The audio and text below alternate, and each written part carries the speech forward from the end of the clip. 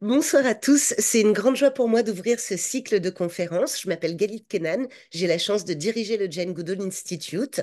Et ce cycle dit les conférences de Jane sont co-organisées par le Jane Goodall Institute en France et par Fonalfort. C'est un cycle exceptionnel, pas uniquement parce que nous avons la chance que ce soit Maud Lelièvre qui l'inaugure, mais parce que toute la programmation de l'année est à ce niveau. Et parce que c'est le docteur Jane Goodall elle-même qui le clôturera lors d'une conférence qui se tiendra à Paris en octobre cette année. On en est extrêmement ému à l'avance et bien sûr, on vous tiendra au courant. Jane, les équipes du Jane Goodall Institute et celles de Fonalfort sont particulièrement ravies de vous accueillir, Maude, ce soir par ma voix. Présenter Maude Lelièvre, c'est une gageure. Elle est diplômée de Sciences Po, titulaire d'un doctorat, avocate de droit public. Elle a été associée au cabinet Lysias Partner et elle participe à de très nombreux think tanks. En plus d'aider ainsi nombre d'associations et de projets, elle a porté l'engagement des collectivités locales en devenant déléguée générale des Écomères, une association qui, depuis 30 ans, accompagne les collectivités locales et les élus dans une démarche de progrès environnemental. Elle est elle-même élue locale depuis 2001. Elle siège aujourd'hui au Conseil de Paris et elle est déléguée aux questions de biodiversité et d'environnement, évidemment, à la mairie du 9e. Elle porte des sujets majeurs comme ceux de l'écologie et de la coopération dans des think tanks. Elle anime un réseau international de femmes pour la biodiversité afin de favoriser l'engagement international des femmes. Et, pardon, excusez-moi, le fait d'admettre des personnes bloque tout. Et j'oubliais, bien sûr, elle est prof à la fac. On pourrait se dire que cet engagement profond, sincère, si important depuis 20 ans s'arrêterait là. Que nenni! Elle est présidente du comité français de l'Union internationale de conservation de la nature, de l'IUCN, depuis 2020, et elle a été réélue en 2024, il y a quelques semaines. C'est donc assez logiquement que j'ai découvert totalement par hasard, tant sa modestie est importante, qu'elle est chevalier de l'ordre du mérite. Voilà. Et oui. Mais au-delà de tous ces titres, de toutes ces fonctions, de toutes ces reconnaissances, au niveau local, national et international, Maud, c'est une femme engagée. Elle est administratrice au Jane Goodall Institute France et c'est pour nous une immense fierté de l'avoir à nos côtés. Ses conseils sont toujours judicieux et ses gâteaux véganes, comme ses recommandations, sont aussi appréciés de toute l'équipe. Depuis de nombreuses années, elle œuvre sur le terrain, en plus de tout ce que je décrivais auparavant, et à Dindéfelo, par exemple, au Sénégal, cette réserve que ceux qui suivent le Jane Goodall Institute connaissent si bien, elle y va, elle y retourne malgré la difficulté d'accès du lieu. C'est un immense honneur pour moi, chère Maud, de t'accueillir ce soir au nom des équipes du Jane Goodall Institute et de Fonalfort, et nous sommes tous ravis de t'écouter évoquer avec nous les relations homme-animal que tu maîtrises si bien à différents niveaux, ce qui rend ton parcours et ton intervention si passionnante. Je me permets juste de dire un point avant de te laisser la parole. Euh, Après ton intervention, nous aurons la chance que chacun puisse écrire ses questions dans le chat et tu nous feras l'honneur d'y répondre. Et ensuite, Jean-François Coureau, le fondateur et président de Fonalfort, fera une conclusion de cette conclusion. La scène est à toi. Merci, merci Galit et merci pour cette trop gentille présentation. Moi, je dois dire que c'est un très grand honneur pour moi d'intervenir d'introduire ce cycle de conférences qui est dédié aux relations homme-animal parce que, à mon sens, c'est un lien sur lequel on devrait beaucoup plus s'interroger. Puis je suis vraiment contente de vous retrouver tous les deux et puis évidemment l'ensemble de vos participants parce que je pense que quand on s'engage, à un moment donné, il y a quelque chose qui est déterminant. Moi, j'ai eu la chance d'avoir une enfance qui était bercée par un père qui m'emmenait en forêt ramasser des cadavres d'animaux. Alors, je vais essayer d'enlever cet animal-là, excusez-moi. J'ai un chat qui m'a pas vu de la journée, donc qui est tout content que je sois revenue. Et en tout cas, de connaître la nature de façon réelle, en proximité, de pouvoir découvrir les saisons, le lien.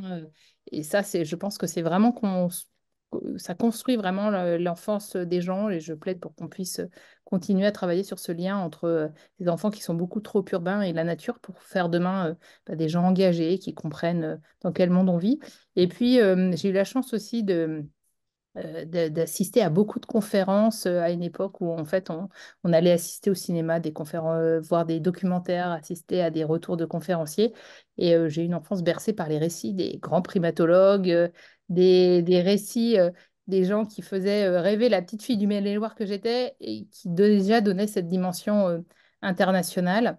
Et évidemment, parmi lesquels Jane Goodall, que j'ai eu la chance et l'honneur de rencontrer grâce à Galit, grâce à toute l'équipe qui est d'une importance capitale, comme toutes ces grandes dames qui, à une époque où finalement toutes ces questions étaient des questions marginales ou peu compréhensibles, ces relations entre êtres humains et animaux étaient mises de côté, qui ont su éveiller des consciences. Conscience, c'est un petit peu le mot commun de cette histoire commune, de cette nécessité de trouver des interactions, des dépendances, une interconnexion. Aujourd'hui, on doit faire face à des défis qui sont de plus en plus complexes. Ouais, moi, j'ai tendance à penser que, contrairement à ce qu'on croit, même avec l'accès à la connaissance, les défis environnementaux sont difficilement et de plus en plus difficilement compréhensibles. Il est nécessaire avant tout de remettre de l'éthique, de repenser la relation, parce que finalement, sinon, on est dans une course de ce qu'on croit être le progrès, une course à la science, aux nouvelles technologies, le sentiment que finalement tout va s'arranger avec de nouvelles dispositions et finalement le constat, celui des scientifiques de l'UICN, celui des scientifiques qui travaillent aussi avec le Jane Goodall, des gens qui sont engagés dans les réseaux de centres de soins, c'est qu'en fait la situation se dégrade, que les chiffres sont de plus en plus alarmants. Si c'était nous simplement qui le disions, ce serait plus crédible, mais en tout cas, c'est la science qui a fondé l'UICN, euh, et ce sont les scientifiques qui ont fondé l'UICN avec l'idée qu'il fallait partir de choses connues et réelles, des indicateurs, des chiffres, des données, parce que sur les 8 millions d'espèces, on en connaît à peine quelques centaines de milliers, qu'un million va disparaître sans même qu'on sache pour certaines qu'elles vont arrêter d'exister, notamment les insectes, les papillons, et même dans les espèces totems emblématiques, un certain nombre vont disparaître avant même qu'on ait eu le temps de les analyser, de les comprendre. Et les rapports de l'IPBES, les derniers, c'est que plus d'un million d'espèces de faune et de flore confondues sont menacées d'extinction, pas simplement de baisse de population, mais d'extinction. On est dans la sixième extinction massive. Et sur les 150 200 espèces qui sont étudiées par l'UICN, on considère qu'on en a 45 000 qui sont aujourd'hui menacées, 44 000 et quelques. Évidemment, les chiffres évoluent à la hausse mois après mois. Au niveau national français, on n'est pas épargné. On pourrait se dire finalement, on parle d'une disparition dans des endroits où il y a conflit, en Afrique, ailleurs, mais la France fait partie des 10 pays qui hébergent le plus grand nombre d'espèces menacées, liées à notre place particulière et puis évidemment à nos territoires ultramarins. Sur 17 000, le chat pourrait bientôt disparaître ce soir. Mais sur 17 000 espèces recensées, on en a 2 700 qui sont menacées et les causes, elles sont connues. C'est-à-dire qu'on a l'impression presque d'être dans un lieu commun que vous avez déjà dû entendre. Évidemment, et avant tout, on a la fragmentation des habitats. Souvent, on me pose la question, allez, s'il y a une priorité, c'est laquelle? Il y en a plusieurs, évidemment, mais je pense que ce qui détruit massivement la biodiversité aujourd'hui, c'est la fragmentation des habitats naturels, l'expansion des terres agricoles, l'urbanisation, la surexploitation des terres. Vraiment, on ne peut pas avoir un monde fermé par des barrières, des infrastructures linéaires, détruire des réservoirs de biodiversité. Et s'il y a un moment où l'homme peut agir, c'est son action directe, c'est vraiment celui-là, autant dans les pays du Nord que les pays du Sud. L'illustration en France, bah, c'est chez nous la construction d'infrastructures dont on pourrait se demander si elles sont totalement utiles. Et dans le sud, c'est les déforestations. Galit évoquait le Sénégal, qui est un pays dans lequel j'ai plusieurs actions engagées avec des maires et des élus locaux. Au Sénégal, c'est le fait de couper les arbres, les forêts traditionnelles pour abattre tous les aucumiers ou pour construire, soit planter du coton de façon intensive, soit construire de l'infrastructure, toujours en se demandant s'il y a vraiment une utilité et un besoin absolument nécessaire. Donc évidemment, de cette approche de la nature, découle de la façon dont nous percevons aussi notre relation avec les animaux. Si on n'a pas de possibilité de continuité, de corridor, on atteint de façon rapide et durable à la survie d'un grand nombre d'espèces. Alors d'autres mesures, d'autres raisons et d'autres raisons d'extinction, enfin d'autres sources d'extinction de la biodiversité, on en a plusieurs autres, parmi lesquelles l'utilisation massive de produits chimiques, de pesticides, avec le sentiment, pour moi qui suis engagée quand même maintenant depuis quelques années, que finalement ce qu'on plaide depuis des années sur le lien entre les pesticides et la nature n'est pas entendu. Pourtant, on voit à l'œil nu disparaître les insectes, on voit les conséquences, c'est le docteur Goodall qui l'avait mis en évidence, de malformations chez les primates parce qu'ils consomment des fruits ou qu'ils vont boire de l'eau dans des rivières qui sont à proximité de champs d'agriculture intensive ou en tout cas surpollués avec des pesticides. Et on voit alors, très vite, en quelques générations, des malformations importantes chez les chimpanzés. Donc cette question des pesticides, elle est également majeure. Le braconnage et tout ce qui est surexploitation des ressources à travers la chasse, la surpêche, et puis le braconnage, évidemment, qui touche principalement l'Afrique et pour lequel on a la plus grande inquiétude du côté de l'UICN. Pour vous donner un chiffre qui me semble toujours marquant, on a voulu éviter les photos qui auraient rendu trop triste cette soirée, ou en tout cas assez horrible. Mais en fait, il faut savoir qu'on a, à raison d'une tonne par semaine découvert par les douaniers, sans doute entre 5 et 10 tonnes de viande de brousse et d'animaux vivants qui arrivent, et pour la plupart morts, mais d'animaux qui arrivent à l'aéroport Charles de Gaulle en France, sur le sol français, par semaine. Ça veut dire derrière que pour prélever un crâne d'un petit chimpanzé, on a tué toute une population d'adultes pour pouvoir transporter de la viande de brousse qui a été plus ou moins bien chassée, plus ou moins bien maintenue. On a décimé des Attention, populations s'il vous entières plaît. d'espèces. Pour votre sécurité dans votre descente, Euh, prenez garde à l'intervalle La entre dame a raison, il faut marchepied faire et moquette. attention. Il y a des mesures de sécurité à prendre sur ces questions de viande de brousse qui touchent à la fois des réseaux terroristes qui s'enrichissent, mais qui touchent principalement les populations locales parce que ce ne sont pas elles, sur le territoire desquelles on prélève, qui le consomment ou qui en sont les bénéficiaires. On a tout un ensemble de faux débats, et je reviendrai dessus, et Galit est une des grandes spécialistes françaises sur la question des trophées de chasse, mais très souvent, au nom des populations locales, au nom des peuples autochtones, on explique qu'il faut continuer certaines pratiques. Et lorsqu'on regarde les chiffres, on s'aperçoit que ce ne sont pas les populations autochtones qui en sont les bénéficiaires, ni de la déforestation, ni du prélèvement intensif. Donc le braconnage, c'est un sujet important pour l'UICN, sur lequel on veut essayer d'avancer. Alors j'ose même plus dire de façon rapide, mais avancer aussi vite qu'on pourra. Et puis, évidemment, il y a le réchauffement climatique. J'allais presque dire que finalement, c'est une conséquence, une cause importante, mais une conséquence des activités humaines sur lesquelles on pourra agir moins vite. Mais parce qu'il faut inverser, changer de modèle économique, on a tellement détérioré, perturbé les courants océaniques, fait augmenter la température des océans, créé des maladies à des endroits où elles n'existaient pas, que c'est sans doute qu'on en rayera en dernier. Mais en tout cas, sur les mesures directes et rapides, pardon, les mesures directes et rapides, euh, on a vraiment ce travail sur les infrastructures. Alors, peut-être pour rappeler, essayer de catégoriser les choses, ça semble toujours important de revenir sur l'approche historique et l'approche juridique, qui est un peu ce regard de juriste. On a historiquement les trois catégories de classement des animaux en fonction de leur utilité ou de leur nuisance, puisque on part et on est toujours sur ce modèle. Lorsqu'on parle du lynx, lorsqu'on parle du loup, lorsqu'on parle de l'ours, lorsqu'on parle du classement d'un certain nombre d'espèces, on ne parle pas de patrimoine naturel. On parle d'une approche qui est celle de l'appartenance ou du bien. L'animal sauvage est un animal res nulli qui n'appartient à personne, qui est considéré comme une espèce protégée parfois et qui ne l'est parfois pas, et puis qu'on considère très vite comme un nuisible. Vous demandez des responsables du ministère de l'Agriculture de la façon dont ils déterminent le lynx ou le renard le loup ou l'ours, on est sur une approche gestion de l'espèce et pas gestion des dégâts, qui est contraire à ce que nous pensons, nous, à l'UICN. On a un certain nombre de plans nationaux d'action, dits de PMA, qui sont mis en place en France pour protéger ces espèces, mais on est dans cette idée que l'activité économique, qu'elle soit l'activité industrielle pour la pêche sur les dauphins, par exemple, ou qu'elle soit l'activité d'élevage, la production de lait, reste l'angle premier qui doit être l'angle des politiques publiques et non pas une approche qui est une approche de un bien commun qu'il faudrait préserver parce que si on n'a pas ce bien demain, effectivement, on ne sait pas quelles sont les conséquences en chaîne et la disparition qui va être, et les effets de cette disparition.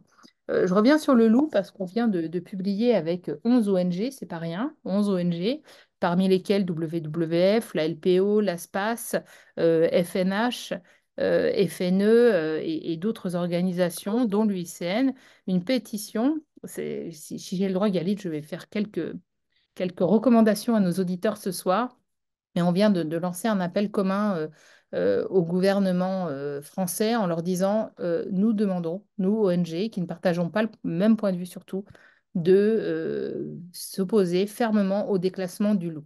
Le loup, c'est une espèce protégée par la Convention de Berne, avec lequel on est passé d'un loup qui avait quasiment disparu, à part en Italie, à aujourd'hui 1050 loups en France. Et un certain nombre d'éleveurs, d'agriculteurs considèrent qu'il y a aujourd'hui trop de loups qu'il faudrait réguler, qu'on ne peut pas avoir des loups en Bretagne, dans les Côtes d'Armor ou aux portes de Paris. On se bat à la fois contre les gens dont c'est le métier, mais aussi les journalistes qui ont un peu tendance, par mes connaissances, à continuer à propager cette image qui date pratiquement du 16e sur le loup mangeur d'enfants. Alors, on n'est pas dans le même contexte, ni de famine, ni de démographie. Aujourd'hui, on n'a même pas d'ailleurs référencé d'un point de vue scientifique toutes les images qui sont portées. On a sans doute tous été bercés par le petit chaperon rouge et les autres histoires sur le loup. Mais sortir, travailler sur l'éducation, retravailler sur le lien homme et nature, c'est aussi arrêter de propager des images anciennes, parce que c'est à cause des images anciennes, parfois, qu'on a des adultes qui ne comprennent pas vraiment les sujets et qui ne se positionnent pas de façon très bien. Donc, on a lancé cet appel au gouvernement français en disant, nous demandons le non-déclassement du loup, parce que remettre en cause la Convention de Berne, c'est remettre en cause la survie du loup, qui pourrait être chassé demain si on le déclasse de son statut, mais c'est également remettre en cause la protection d'un certain nombre d'autres espèces, comme l'ours ou comme le lynx, pour lequel on a également parfois des syndicats d'agriculteurs qui demandent à ce qu'ils puissent être chassés. Et est-ce que la France a vocation à payer des amendes extrêmement importantes au niveau européen pour éviter de cohabiter sur son territoire avec des espèces sauvages? Donc, si vous voulez soutenir le loup, si vous ne pensez pas qu'il est un grand mangeur d'enfants, on vous invite avec les autres ONG sur le site de WWF, sur le site de l'LPO, à signer une pétition citoyenne, puisqu'on va engager une pétition citoyenne pour faire en sorte que cette question puisse être prise en compte au niveau européen. Bravo, Galit, tu es parfaite sur, sur les envois. Donc, vous avez tout dans le chat, c'est formidable. Autre catégorie, tels des animaux domestiques et de compagnie, les chats, les chiens, les chevaux, qui méritent une plus grande protection, qui étaient jusqu'à très récemment considérés comme une chose. Ils sont distingués des objets uniquement depuis 1999. Et puis, la grande réforme animale, c'est celle de 2015, qui considère que l'animal est un être vivant, doué de sensibilité, qu'il est soumis à un régime juridique certes encore des biens, mais qu'il a des conditions particulières, notamment pour lui épargner la souffrance, l'angoisse et la douleur. Avancée qui mérite de pouvoir s'étendre sur le plan juridique, également sur les animaux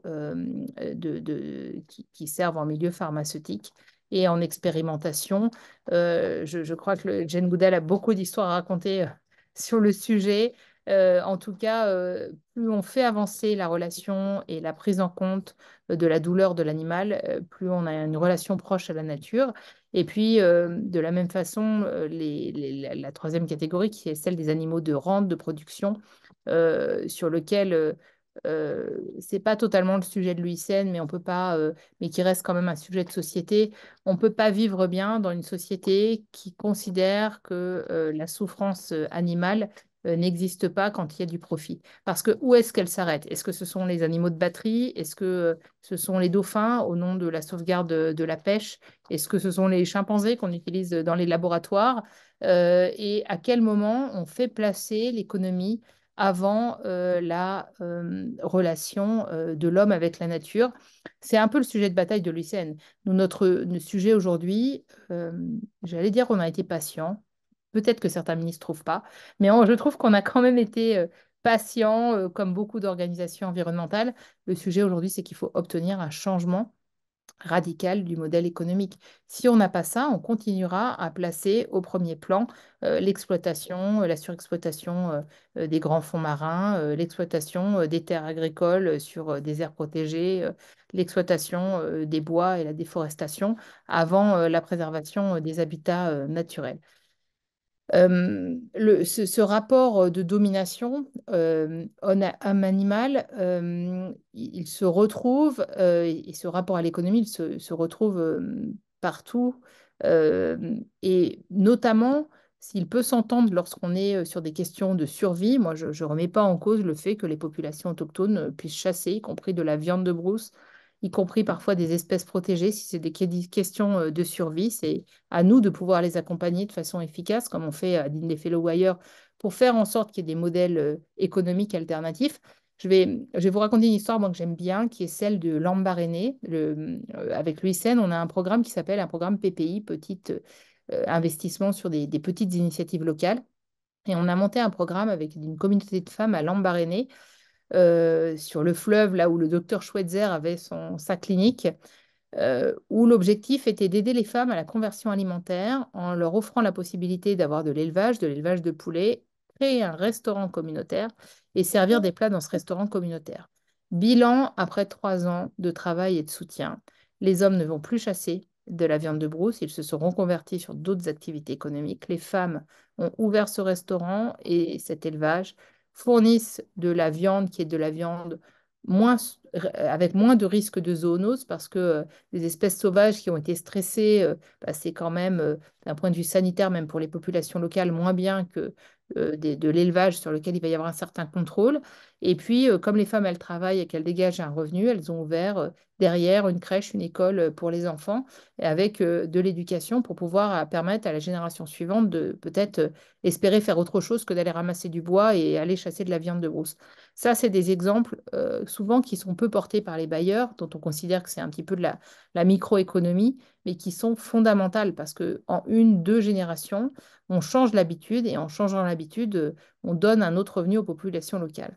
Et à l'autre bout de la chaîne, plutôt dans les mauvais exemples, je voudrais réévoquer la question des trophées de chasse. Moi, je salue vraiment le travail de Galit, mais aussi de tous les gens qui se sont investis dans la campagne pour obtenir qu'on abolisse l'importation des trophées de chasse en France, qui va être représenté au Parlement, à l'Assemblée nationale d'ici peu.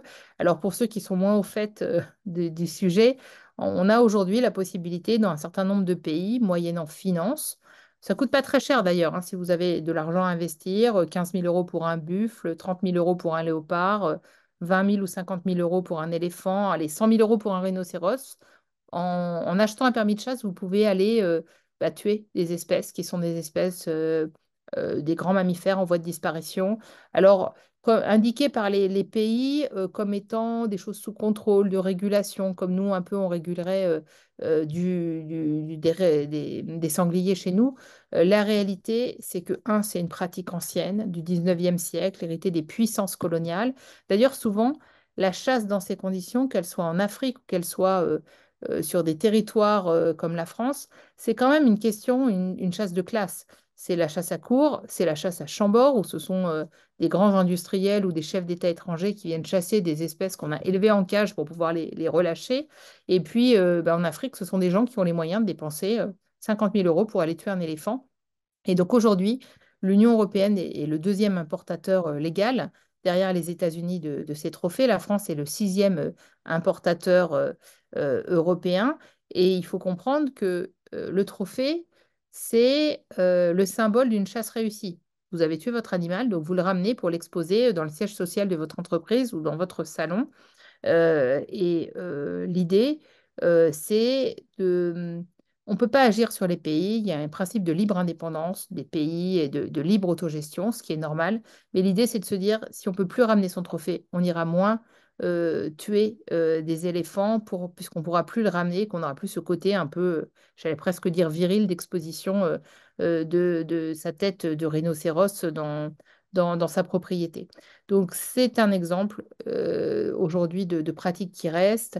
J'espère vraiment que cette proposition de loi, elle va aller au bout, qu'elle va être adoptée et que ça permettra aussi de faire avancer cette conscience du lien entre l'animal sauvage et l'homme. Parce que autant l'agriculture dans des lieux qui devraient être des lieux protégés quand elles sont destinées aux populations locales, autant la chasse, qui est une chasse pratique destinée à l'alimentation locale, on n'a pas vocation à imposer notre modèle à tous les pays. En revanche, quand on est sur de la chasse au trophée, on est purement sur du loisir, de la chasse récréative. On n'a pas il n'y a pas un bien-être. C'est pas de l'expérimentation pour sauver X personnes d'une maladie haute. C'est vraiment juste à un moment donné un intérêt de loisir. Et je pense qu'on peut trouver d'autres loisirs, peut-être même juste dans le safari photo, plutôt que d'aller tuer un éléphant à l'autre bout du monde, dont d'ailleurs on s'aperçoit dans le détail que très souvent ce ne sont pas des animaux qui sont autant euh, autorisés à la chasse que ça, et que lorsqu'il y a des conflits, comme il y a eu avec le lion Cécile, on s'aperçoit que ce sont en fait des contrebandiers qui ont des faux autorisations de chasse.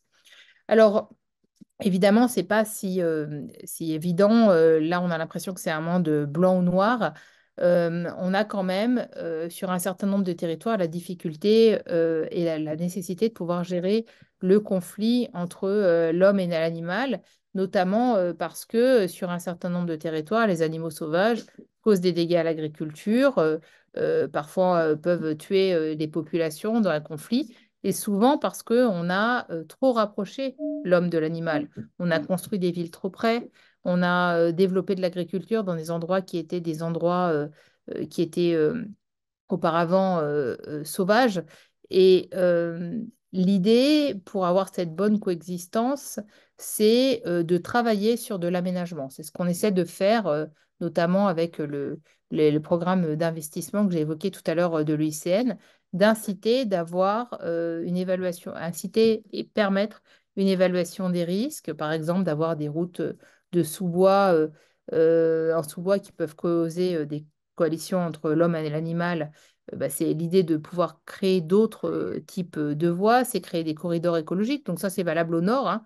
Chez nous, on estime qu'on a 220 millions d'animaux qui sont tués sur les routes chaque année en Europe. On ne dirait pas, hein. Enfin, c'est un chiffre extrêmement impressionnant, je trouve. Et puis, on a évidemment dans les pays du Sud d'autres risques, notamment ces fameuses autoroutes qui finissent par traverser un certain nombre d'aires protégées ou anciennement d'aires protégées ou de parcs qui auraient mérité d'être préservés dans la durée. Donc, sur les programmes qu'on peut mener à l'échelle mondiale, je vais peut-être en évoquer quelques-uns, si j'ai encore quelques minutes. Oui. On a bah, évidemment un travail important à faire sur les éléphants. Les éléphants, à l'œil nu, ils ont quand même disparu entre les recensements du début du siècle, ce qu'avait constaté le docteur Goodall au moment où elle a commencé à vivre en Afrique, et puis aujourd'hui. Aujourd'hui, on a des espèces, des animaux qui se déplacent difficilement dans des espaces de plus en plus restreints quand ils ne sont pas chassés pour leur défense.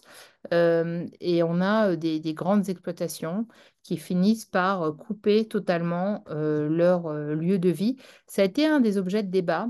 Je vais peut-être l'évoquer parce qu'on a eu une conférence qui vient de se dérouler, enfin il y a en début février, qui s'est déroulée en Ouzbékistan sur les espèces migratrices. Donc on en parle moins. En gros, une espèce migratrice, c'est une espèce qui va, ou totalement ou pour partie, traverser une frontière de façon régulière ou attendue Et donc, autant dire qu'en Afrique, on a beaucoup de frontières artificielles qui ont été créées après la décolonisation ou dans le partage du monde des États, des grandes puissances européennes.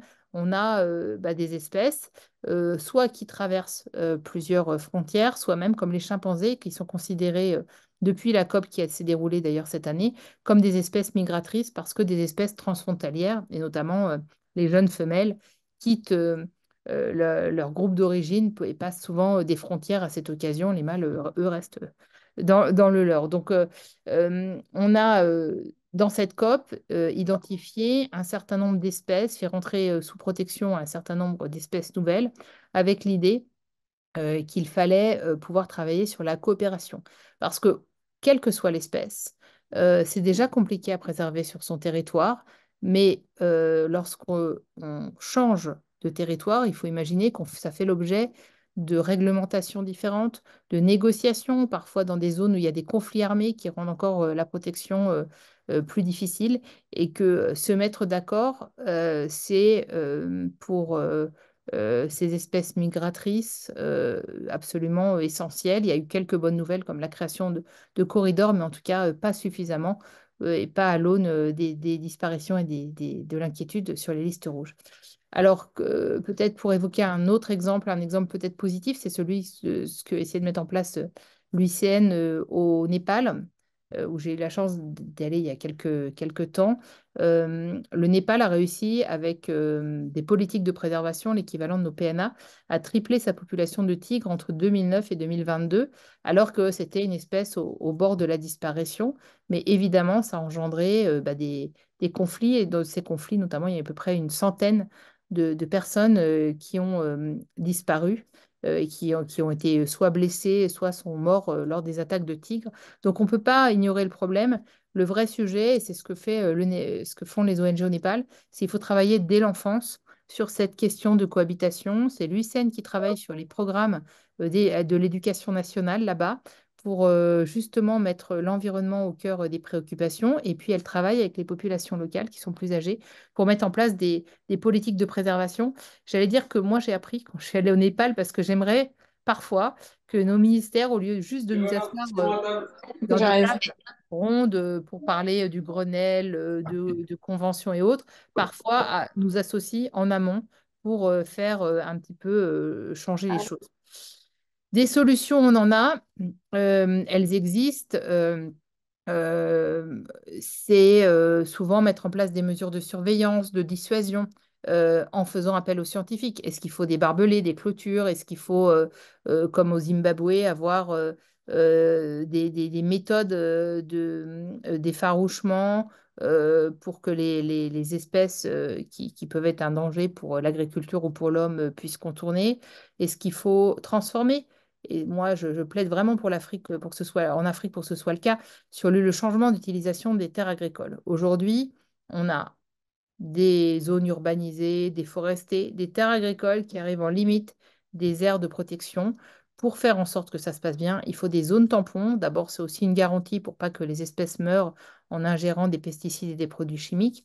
Et deux, ça permet justement de régler ce lien entre l'homme et l'animal, faire en sorte qu'il y ait des zones un peu entre deux, où de temps en temps, la culture en frontière, il y aura des espèces sauvages, mais on ne dévastera pas les champs et on évitera cette relation de proximité qui crée beaucoup de conflits.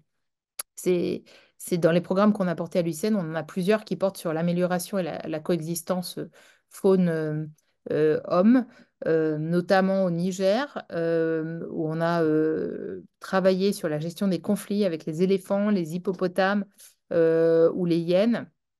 Et l'idée, c'était de travailler sur des bonnes pratiques et notamment savoir comment on pouvait construire des enclos, mettre en place des systèmes de chiens. Alors ça va vous rappeler un petit peu la façon dont on gère le loup en Europe, mais aussi comment on fait preuve d'imagination, de solutions qui sont parfois très bêtes et qui coûtent pas beaucoup, comme l'utilisation de crottes qui sont mélangées à du piment pour le refoulement d'animaux. Et les résultats montrent que ça fonctionne très bien. Et évidemment, au Niger, dans le programme qu'on a organisé avec l'ONG Cogezo, on a également mis en place des filières tampons de produits forestiers non oléagineux pour justement créer cette barrière. On a également mené des politiques de terrain au Cameroun dans le parc national de Ouaza avec, pareil, des systèmes de refoulement avec du piment, des dissuasifs et puis également toute une cartographie, un suivi des éléphants par les gardes. Donc effectivement, c'est du financement non rentable, parce que ça veut dire qu'il faut former les populations et avoir des gardes présents sur les territoires. Et puis au Tchad, encore un territoire plus compliqué, j'évoquais les zones de conflit qui rendent les choses particulièrement difficiles. Le travail s'est fait notamment sur la gouvernance et le travail avec les communautés locales parce que c'est très difficile d'intervenir dans ce territoire, pour leur faire prendre en charge de façon directe, comme un bien partagé, les animaux et mettre en place par les populations locales la surveillance de corridors et d'alerte sur les braconnages. Tout ça coûte de l'argent et nous, on n'en collecte pas, l'UICN. Par contre, il faut financer des organisations qui sont sur le terrain et il faut plaider si vous en avez la possibilité. Moi, je pense que chaque individu est un ambassadeur et un acteur pour qu'on arrête de financer avec l'argent de la Banque mondiale la construction de stades et d'autoroutes qui vont d'ailleurs dévaster et qui d'ailleurs souvent sont très rentables pour parfois certaines classes politiques. C'est des lieux les lieux de corruption. Il faut financer non pas des éléphants blancs, mais des éléphants. Les éléphants blancs qui sont ces infrastructures vides qui servent à rien. Il faut financer la protection de la biodiversité comme un capital. Donc, c'est ce qu'on plaide, nous, auprès de l'AFD, qu'on plaide auprès de nos interlocuteurs, parce que quelle est la valeur demain d'un éléphant? Est-ce que c'est son poids en viande de brousse? Est-ce que c'est la valeur de ses défenses? Ou est-ce que c'est inestimable parce qu'un jour, on les verra plus que dans les livres d'images et peut-être quelques parcs animaliers? Donc voilà, aidez-nous à convaincre les autorités publiques à chaque fois que vous envoyez sur le fait qu'il faut financer la protection de la biodiversité. Je vous remercie. Waouh, merci infiniment Maud, vraiment. Il y a déjà énormément de questions. Alors certaines ont été posées dans le chat devant tout le monde. Il y en a certaines qu'on m'adresse directement. Donc je vais commencer par la première que je trouve hyper intrigante. De quel projet seriez-vous la plus fière? Êtes-vous la plus fière? Euh, Alors, je vais dire, moi, j'en ai aucun projet. C'est les projets collectifs avant tout. De façon récente, avoir réussi à faire changer la position de la France, évidemment avec l'UICN, le vote d'émotion sur la non-exploration, exploitation de la haute mer, me semble fait partie des choses voilà, que je trouve positives.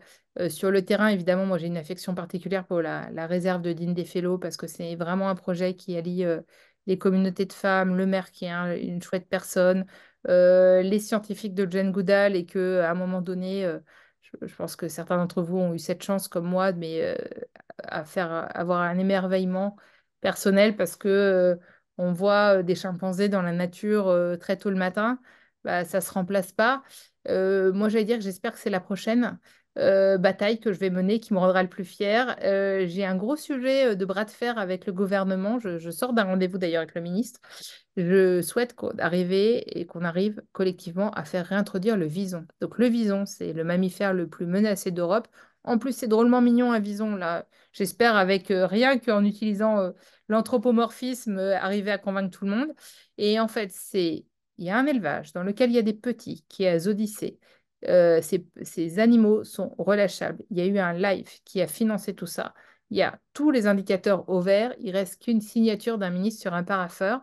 Donc, vous devez parler du fait qu'il faut financer la biodiversité. Moi, à chaque fois que je croise quelqu'un, qui que ce soit, je lui dis qu'il faut réintroduire le vison. Parce qu'en fait, si on ne le fait pas là, en 2025, il va y avoir d'autres problématiques. Et puis après, c'est les élections. Et après, c'est fini.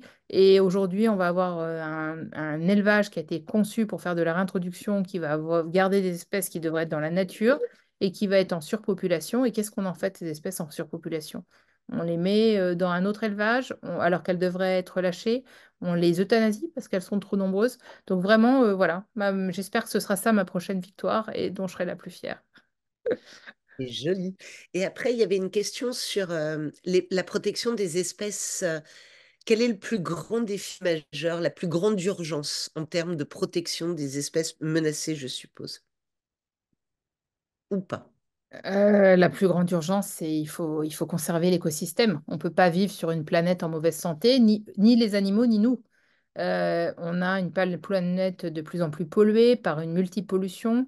Même en milieu marin, on a une surpollution avec une suractivité. C'était d'ailleurs un des sujets d'une motion du Congrès de l'UICN. Donc il faut préserver les écosystèmes. Parce que, je ne vais pas dire finalement réintroduire, on va savoir faire. On peut savoir faire. Le cheval de Przewalski, le haras bleu, on sait faire, on ne sait pas tout faire, évidemment. Parfois c'est trop tard. Mais on peut imaginer qu'avec de l'argent et des moyens, on peut arriver à faire des choses. Par contre, s'il n'y a plus d'endroit pour vivre sur la planète, ni pour eux, ni pour nous, ça ne sert à rien. Donc souvent, on a l'urgence, c'est le climat. Oui, mais l'urgence, c'est la biodiversité. Parce qu'en fait, s'il n'y a plus de vivants sur une planète à plus 1,5 ou 2 ou 3 degrés, même si le réchauffement climatique est une cause importante de disparition, ben, en fait, on aura une planète qui sera peut-être en moyenne santé, mais il n'y aura plus de vivants. D'accord. Alors, il y a une question, c'est pas moi, je ne fais que lire ce qui a marqué dans le chat, mais Anne Bretel demande, est-ce que AIFO fait du bon travail pour protéger les espèces menacées? Alors, moi, j'aime bien IFO. Je trouve que ce sont des gens imaginatifs. On va porter avec à leur côté une action en tout cas qui est inspiré de leur travail et notamment d'AIFO International, sur la préservation des animaux pendant les catastrophes. Moi, j'ai beaucoup travaillé à l'UICN, au Conseil, sur le travail et l'accompagnement qu'on pouvait avoir pendant les guerres. C'est parti du conflit en Ukraine, où on a été saisi de façon directe par les scientifiques d'Ukraine, quelle que soit la position qu'on peut avoir sur les conflits, en disant on fait quoi les hommes et les hommes passent avant, les hommes vont essayer de sortir à travers des corridors humanitaires, mais le plus grand zoo, il était à Mariupol. Et autant dire que c'est déjà compliqué de survivre. C'est parfois compliqué de faire survivre ces animaux domestiques, mais un éléphant, un vivarium rempli d'animaux qui doivent vivre à une température, quand il n'y a plus d'alimentation, quand il n'y a plus de chauffage, bah, c'est des animaux qui sont condamnés à mort. Donc, il y a eu ce premier travail qui a été fait. L'UICN est très sensible au sujet et les conflits armés sont une difficulté, un autre niveau de difficulté. Mais, et là, ils vont engager un travail sur la sauvegarde des animaux pendant les catastrophes naturelles parce que tout simplement, pendant les inondations, c'est le travail qu'ils ont fait aux États-Unis, bah, les gens qui vivent chez eux, parfois, ils veulent pas partir parce qu'ils ont leurs chats, leurs chiens, leurs animaux. Les agriculteurs, ils ont leurs animaux. Et si on pense pas global, qu'on pense pas vivant, les gens restent aussi chez eux et ne partent pas. Et s'ils partent, bah, et en laissant derrière eux leurs animaux domestiques parce qu'ils ne sont pas embarqués dans les corridors ou la sauvegarde, bah, c'est un drame. Voilà. Donc moi, c'est vraiment, j'ai beaucoup d'affection pour ce travail. Et au-delà de ça, parce que ça pourrait sembler anecdotique, on a travaillé avec eux, en tout cas à soutenir leur action sur la collecte de l'ivoire. L'idée étant de collecter l'ivoire pour pouvoir le détruire, pour éviter qu'il soit revendu dans des marchés parallèles. Et parfois, il y a des gens qui héritent de l'ivoire, ils sont assez peu enclins à le garder chez eux. Enfin, moi, personnellement, je ne voudrais pas une défense d'éléphant dans mon salon.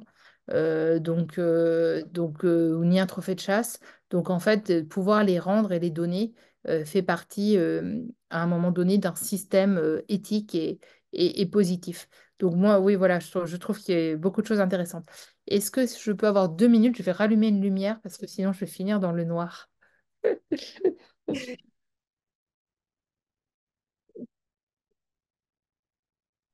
Surtout que je pense que les deux prochaines questions qui ont été posées Ça va être vont, mieux. ça va être difficile de les faire en cours, mais elles sont toutes les deux absolument passionnantes. La première, je suis confuse, je ne l'avais pas vue en premier, c'est est-ce qu'on peut redéfinir le rôle de l'UICN et dans quelle mesure ses travaux et ses recommandations ont un pouvoir contraignant? C'est la première question, donc voilà. Et la deuxième à laquelle ce serait vraiment merveilleux de pouvoir y répondre, c'est pourquoi autant de trafic de viande de brousse vers la France? Y a-t-il des consommateurs de singes et autres en France? Alors je sais que les deux sont des sujets chers à ton cœur, donc voilà. Mais d'abord, l'IUCN. Euh, donc l'USN a été créé en 48 avec une forme particulière. C'est la seule organisation du type onusien qui a cette forme-là. Elle est composée à la fois des États, qui sont des partis, comme dans les COP, et des ONG. Ça avait été créé par ce double chapeau, par les gens qui avaient pensé ça très bien, et notamment ceux qui avaient initié avant la guerre le premier congrès de la nature en 1923, en se disant si on confie l'environnement qu'aux États, on n'avancera pas parce qu'il y aura toujours, l'environnement serait un sujet secondaire. Et puis, pas qu'aux ONG parce qu'elles n'avaient pas le pouvoir décisionnaire. Donc on a une double chambre et un congrès tous les 4 ans, qui est un congrès comme une sorte de COP, sauf que c'est pas une COP parce qu'il n'y a pas que des États. Et pendant ces congrès, on débat et on vote des motions qui sont des textes qui doivent être adoptés à la fois par la Chambre des États et par la Chambre des organisations non gouvernementales. Alors, non gouvernementales, c'est des ONG comme WWF ou BirdLife, qui est l'équivalent international de la LPO, mais c'est également des muséums d'histoire naturelle, enfin des grandes agences nationales de l'environnement, des choses comme ça. Et ces deux chambres, elles doivent se mettre d'accord, voter des dispositions, et normalement, ces dispositions s'appliquent avec le poids des résolutions qui peuvent s'appliquer en droit international. Mais quand on a, un peu comme les hautes coalitions, quand on a à un moment donné un État comme la France qui vote favorablement un texte, eh bien, évidemment, il devient opposable, y compris devant les tribunaux français. Vous ne pouvez pas voter ça, ce sont des votes nominatifs, vous ne pouvez pas voter ça en catimini. Donc ça, c'est un premier élément. Ensuite, pour que ça fonctionne, il faut deux choses. Il faut, et ce qu'on essaie de pousser, nous, au niveau français, une vraie coordination. C'est-à-dire que lorsqu'on vote une disposition sur le trafic, il faut qu'elle puisse être votée dans ensuite le Congrès international du crime, notamment de sa branche crime environnemental, et puis être portée en résolution à l'ONU, et puis faire l'objet de condamnation s'il y a des écocides ou des atteintes à l'environnement. Moi, je pense qu'il manque un dernier échelon, mais pas valable que pour l'ICN, c'est qu'il faudrait demain avoir un tribunal international qui condamne les écocides. On ne pourra pas, comme on a sur les génocides et les atteintes aux droits de l'homme, il faut se dire que demain, lorsque on est une grande entreprise et qu'on va dévaster une autre zone pour des raisons de profit à l'autre bout du monde, ben, on peut être condamné, parce que d'ailleurs on atteint aussi l'homme, lorsque on répand dans un conflit armé du mercure, du napalm pour gagner le conflit. Et je ne parle pas que de la guerre au Vietnam, je parle d'incidents relativement récents qui sont arrivés sur le sol européen, mais aussi en Afrique. Mais on doit être condamné pour écocide lorsqu'on s'approprie toute l'eau potable en Amérique du Sud, quand on est une majeure d'une compagnie d'eau, ou lorsqu'on est une compagnie pétrolière et qu'on euh, abîme définitivement ces aires protégées, il faut être poursuivable. Moi, je crois qu'à un moment donné, le droit, ça sert aussi à ça. Donc oui, on a l'UICN permet de faire avancer du droit, mais il faut à un moment donné qu'il puisse y avoir des condamnations. Et la question sur la viande de brousse, c'était pourquoi autant de trafic? Oui, Euh, euh, les consommateurs aujourd'hui de viande de brousse, ce sont des consommateurs pour raisons culturelles. C'est pas, c'est pas des gens qui consomment parce qu'ils n'ont pas d'autres sources de protéines. Les deux lieux de consommation, ce sont les grandes villes africaines, dans lesquelles il y a des alternatives, du poulet par exemple, dans les produits pas chers. Et puis ce sont les pays européens dans lesquels il y a une population d'origine de ces pays. Alors, comme on pourrait, nous, pas moi, mais comme vous pourriez peut-être manger des huîtres à Noël, de l'agneau à Pâques ou du foie gras. Pourquoi pas? La question à un moment donné, c'est quelle est la partie de méconnaissance, quelle est la partie de connaissance. Si on explique et qu'on fait de la pédagogie au lieu de fermer les yeux comme font les compagnies aériennes en disant, bah, en fait, quand vous allez consommer du pangolin, si vous avez toujours un lien avec le territoire dont vous êtes origine, c'est peut-être le territoire, vos cousins, vos familles éloignées qui vont subir les dommages sur ce territoire. Puis en plus, vous prenez des risques pour la santé de vos enfants. Si on éduque les gens, si on leur explique, ça devient une question de libre choix. Souvent, on ne donne pas les clés de lecture. Je pense que personne n'a envie de contaminer son enfant avec le virus Ebola. Enfin, ou alors vraiment, leurs enfants font vraiment trop de bruit le soir. Mais enfin, c'est vraiment un sujet de santé publique qui est méconnu. Euh, C'était le cas en France. Enfin, je vais donner l'exemple parce que souvent les gens disent oui, mais on sait. Non, on ne sait pas. Pendant plusieurs années, il y a des parents pour faire grandir leurs enfants, ils les ont soignés avec ce qui est devenu, qui a créé la maladie de la vache folle et la tremblante du mouton. Et on a eu des enfants qui ont été contaminés par des produits médicaux. Les parents, ils leur ont pas fait injecter ça sciemment. C'est juste qu'en fait, il y avait une méconnaissance. Évidemment, les gens regarderaient ça de façon suspicieuse aujourd'hui et se renseigneraient et feraient plus la même chose. Donc, il faut expliquer que ça peut créer des zoonoses. Il faut expliquer que ça dévaste l'environnement. Il faut donner les clés de lecture. Et puis, quand c'est un besoin vital, il faut faire de la substitution. Donc, les gens, par tradition, non par besoin alimentaire, consomment. Et en fait, la vraie raison pour laquelle ça arrive autant, c'est parce qu'on a des compagnies aériennes qui importent de la viande de brousse enfin, qui laissent leurs voyageurs transporter de la viande de brousse. Moi, j'étais à l'aéroport à Libreville. C'est le cas également au Congo. Vous pouvez acheter des glacières à l'aéroport. Vous pouvez acheter d'ailleurs des plantes, ce que vous voulez. Alors évidemment, entre Libreville et Brazzaville, vous avez le droit de transporter des plantes, mais pas les ramener en Europe. Mais quand vous achetez une glacière pour transporter 20 kilos de poisson ou pour emmener de la viande de brousse, quand les compagnies voient les glacières arriver en chargement bagage, elles se doutent que les gens ne transportent pas des souvenirs de vacances.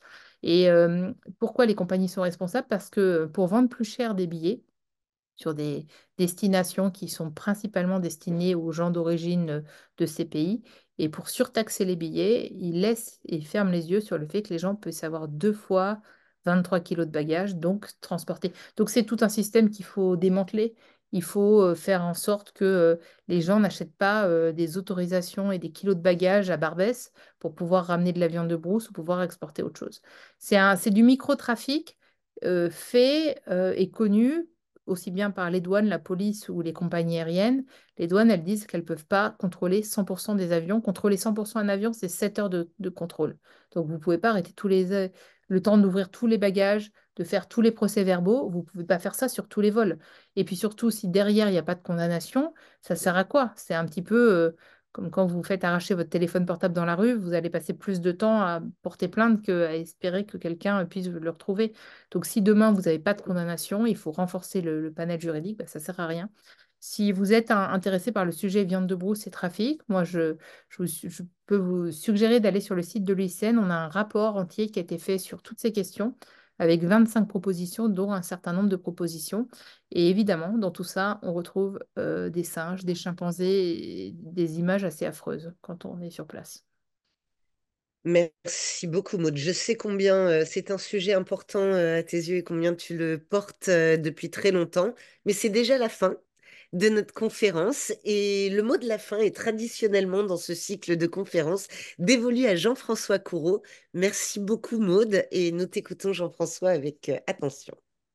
Merci Galit. Merci Maud, je suis content de vous retrouver à cette occasion. Merci à DJI France et à Galit donc d'avoir trouvé l'occasion de ce cycle pour que vous nous parliez de l'UICN, qui n'est donc pas, si j'ai bien compris, un machin comme peut l'être l'ONU. Et c'est rassurant, je pense que tous nos auditeurs sont convaincus effectivement de l'utilité de l'UICN, mais on a bien compris que ce n'était pas facile.